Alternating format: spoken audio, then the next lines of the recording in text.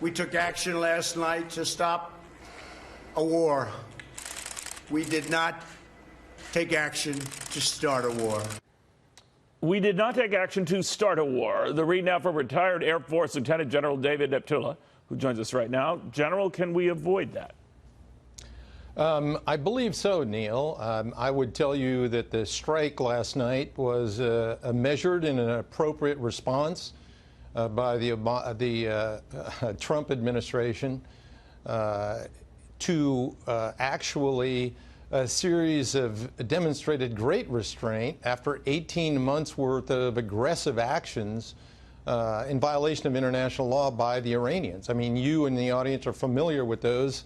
The seizing of tankers in international water, attacks on other tankers, the shoot down of an unarmed American drone, and then attacks on a sovereign ally as oil infrastructure in Saudi Arabia. So what President Trump did was he set a red line, that being the loss of American lives or injuries. And when that line was crossed, he took appropriate action. You know what I also wonder about, General, and without getting into politics here, whether you're Democrat or Republican, does that mean that those who criticize taking this guy out, who was responsible for hundreds, others have told me thousands of U.S. deaths, that you wouldn't? That you, knowing that you had the opportunity, you knew where he was.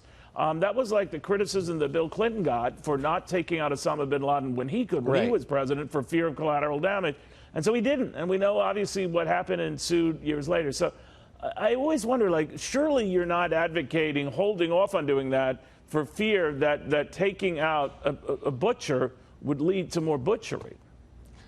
Neil, let me be candid. I am absolutely appalled at the fear that many of and I try to stay nonpartisan, but the fear that many on the left have been advocating to potential Iranian response that is paralyzing the understanding that we need to defend, and it is a responsibility of the president to defend American lives and interests. So the way we're going to deter Iran is not by projecting fear, but by making sure that the Iranian leadership understands that we can crush them like a bug. And when they understand that, that's how deterrence to future aggression will occur. Yeah, well put. General, thank you very, very much. Just need that perspective. You bet. Have a great day. You too.